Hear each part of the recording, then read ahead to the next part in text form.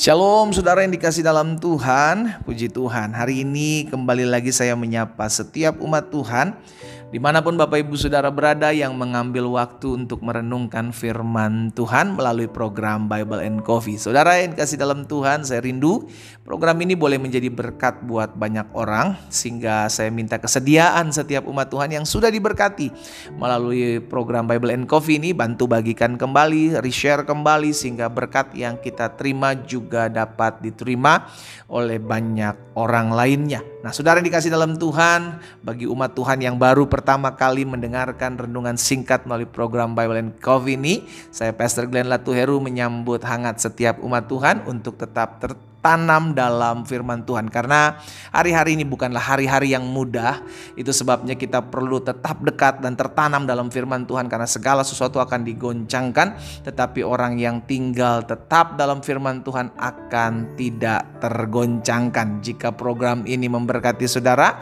bantu bagikan kembali sehingga berkat yang kita terima juga boleh dialami banyak orang. Kita akan dengarkan firman Tuhan, kita akan sama-sama merenungkannya, kita berdoa, kita datang kepada Tuhan. Bapa Surgawi, kami mengucap syukur karena setiap hari adalah hari mujizat, setiap hari adalah hari kemurahan dan anugerah Tuhan. Kami sadar ya Tuhan, kami perlu dekat, semakin lekat kepada Tuhan, karena dunia di mana kami hidup selalu saja membawa kami ke dalam takutan, kekhawatiran dan kecemasan. Tapi kami percaya dekat dengan Tuhan, tinggal dalam firman Tuhan memberikan kepada kami hati yang dipenuhi dengan damai, hati yang dipenuhi dengan sukacita. Kami mau buka hati kami untuk firman-Mu. Roh Kudus sampaikan sesuatu bagi kami. Di dalam nama Tuhan Yesus Kristus kami berdoa. Haleluya. Amin, amin. Puji Tuhan. Saudara dikasih dalam Tuhan, ada dalam hidup ini gitu ya. Dalam hidup ini saudara, ada banyak pertanyaan yang tidak bisa kita jawab.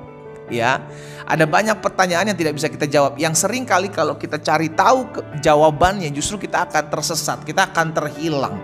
Itu sebabnya Alkitab juga mencatat, ya, ada begitu banyak pertanyaan-pertanyaan yang ada dalam hati kita. Kalau kenapa hal ini terjadi? Kenapa hal itu terjadi? Saya udah setia, saya udah taat, tapi kenapa hal ini menimpa hidup saya? Nah, pertanyaan-pertanyaan seperti itu kalau tidak tertanam betul dalam firman Tuhan, maka kita akan mencari jawabannya di luar daripada firman. Yang seharusnya adalah ketika kita tidak mengerti, ada begitu banyak pertanyaan-pertanyaan yang belum kita pahami, maka tetaplah dalam firman. Maka firman itulah yang akan menjawab setiap pertanyaan. Nah, itu sebabnya hal ini pernah terjadi dalam kehidupan seorang muda yang bernama Gideon. Saudara yang dikasih dalam Tuhan, Gideon ini mau dipakai oleh Tuhan. Ya, Gideon mau dipakai oleh Tuhan menjadi hakim bagi bangsa Israel ketika bangsa Israel mengalami ketakutan, mengalami tekanan dari orang-orang Midian, saudaraku, sehingga mereka bersembunyi ketika mengambil hasil tanah mereka. Bangsa Israel itu untuk mengiriknya, untuk memeras anggur itu mereka sembunyi karena takut diambil hasilnya. Suatu kali Gideon sedang mengirik, ya sudah dikasih dalam Tuhan, sedang memeras anggur dalam tempat persembunyian, Alkitab katakan didatangi oleh malaikat Tuhan. Malaikat Tuhan bilang sama Gideon, engkau pahlawan, engkau gagah perkasa, engkau akan dipakai Tuhan. Lalu ada perkataan Gideon. Ini dalam ketidakmengertiannya Gideon, saudara dikasih dalam Tuhan. Gideon bilang begini dalam Hakim-Hakim 6 ayat 13. Hakim-Hakim 6 ayat 13. Jawab Gideon kepadanya, Tuanku, jika Tuhan menyertai kami, mengapa semuanya ini menimpa kami? Di manakah segala perbuatan-perbuatannya yang ajaib yang diceritakan oleh nenek moyang kami kepada kami? Ketika mereka berkata, bukankah Tuhan telah menuntun kita keluar dari Mesir? Tetapi sekarang Tuhan membuang kami dan menyerahkan kami ke dalam cengkeraman orang Midian. Gideon merasa kalau Tuhan mau pakai hidup saya, kalau Tuhan itu besar, kalau Tuhan itu dahsyat, kalau Tuhan itu menjaga bangsa Israel, kalau Tuhan itu melindungi umat Tuhan, bangsa Israel, kenapa keadaan ini menimpa kami? Itu pertanyaan Gideon. Jika Tuhan menyertai kami, kenapa semuanya ini menimpa kami? Hal yang sama seringkali menimpa orang percaya, bahkan sampai hari ini. Ada banyak ketidakmengertian, ada banyak ketidakpengetahuan kita tentang kenapa hal ini menimpa saya. Saya udah setia, saudara, Tuhan. Ya kan, saya udah setia nih Tuhan, udah ikut Tuhan nih. Saya udah rajin ibadah loh pendeta. Saya udah jadi pelayan Tuhan. Saya udah lakukan apa yang menjadi firman Tuhan. Tetapi kenapa hal ini menimpa hidup saya? Istri saya meninggalkan saya, suami saya selingkuh, anak-anak saya jauh dari Tuhan, masuk dalam narkoba, di penjara. Hal ini terjadi, hal itu terjadi. Saudaraku, ada banyak ketidakmengertian kita ketika kita nggak tahu gitu. Karena memang itulah manusia. Dalam kelemahan kita sebagai manusia, kita mesti sadar bahwa kita tidak maha tahu. Ya, kita tidak maha tahu, kita tidak maha mengerti. Kalau ada sesuatu yang tidak kita ketahui, yaitu membuktikan keterbatasan kita sebagai manusia. Dengan kata lain, saya harus semakin dekat kepada Tuhan. Untuk saya dapat memahami apa yang Tuhan mau, saya harus tetap taat, saya harus tetap setia. Mungkin saat ini saya belum mengerti kenapa hal ini menimpa hidup saya. Ada banyak pertanyaan, ada banyak keadaan, ada banyak peristiwa yang kita nggak tahu jawabannya, saudara. Kita nggak tahu jawabannya.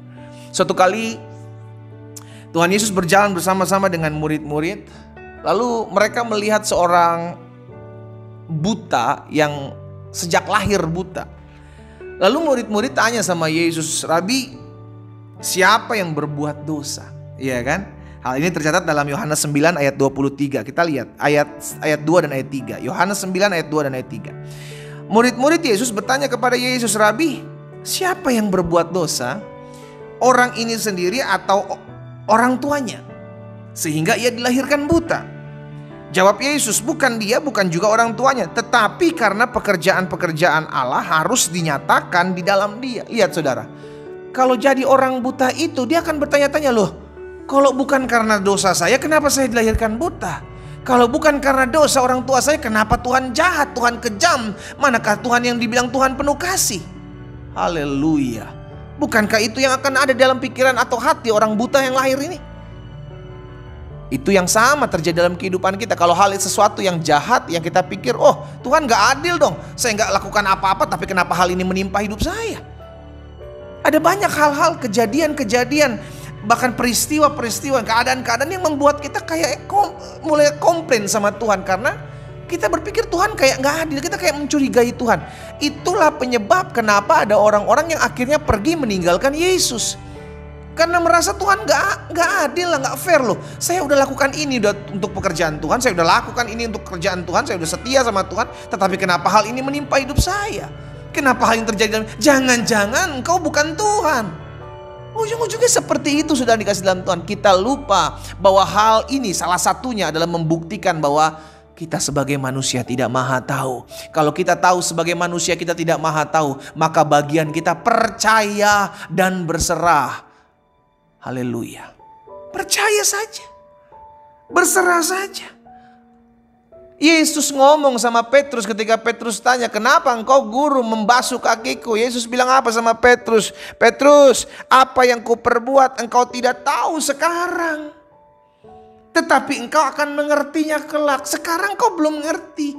Tetapi kalau engkau belum ngerti, jangan sok tahu. Jalani aja dulu, taat aja dulu, setia aja dulu. Engkau akan lihat jawaban nanti di akhir perjalanan hidupmu. Engkau akan tahu kenapa aku melakukan hal ini. Engkau akan lihat." Jangan sampai ketidakmengertian kita, ketidaktahuan kita, lalu kita akhirnya mendobrak atau keluar dari jalur firman. Itu yang terjadi dalam kehidupan Hawa loh saudara di Taman Eden. Tuhan cuma bilang, "Jangan kau makan buah ini." Ya, kalau kau makan kau akan mati. Tetapi itulah si jahat, itulah si iblis. Dia selalu membuat kita bertanya-tanya, "Kenapa kalau saya makan buah ini kelihatannya baik juga kok? Kenapa? Akhirnya begitu banyak pertanyaan, kenapa? Sehingga akhirnya keingintahuan manusia itulah yang membuat manusia failed, manusia gagal. Kalau engkau belum mengerti, belajar berserah. Kalau engkau belum tahu, jangan sok tahu. Kita punya Tuhan kok yang bagian kita harus lakukan. tetap saja terus dekat dengan Tuhan. Saya percaya kok ada waktu Tuhan membukakan setiap apa yang tidak kita mengerti. Karena Yesus sendiri katakan, segala sesuatu yang tertutup tidak akan dibukakan. Tidak ada yang tertutup yang tidak akan dibukakan. Tidak ada sesuatu pun yang tersembunyi yang tidak akan disingkapkan. Itu jaminannya. Berarti suatu saat saya akan lihat. Suatu saat saya akan tahu kenapa Tuhan izinkan hal ini terjadi. Amin.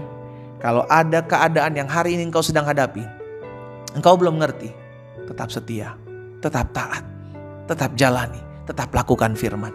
Engkau akan mengertinya kelak ketika Tuhan membuka waktunya untuk engkau mengerti. Kita berdoa, kita datang kepada Tuhan. Bapa, dalam nama Yesus, hari ini kami bersyukur karena Tuhan tolong kami untuk mengerti akan setiap kebenaran firman Tuhan. Hamba berdoa, biarlah satu persatu Tuhan jamah dalam kehidupan setiap umat Tuhan dimanapun mereka berada saat ini.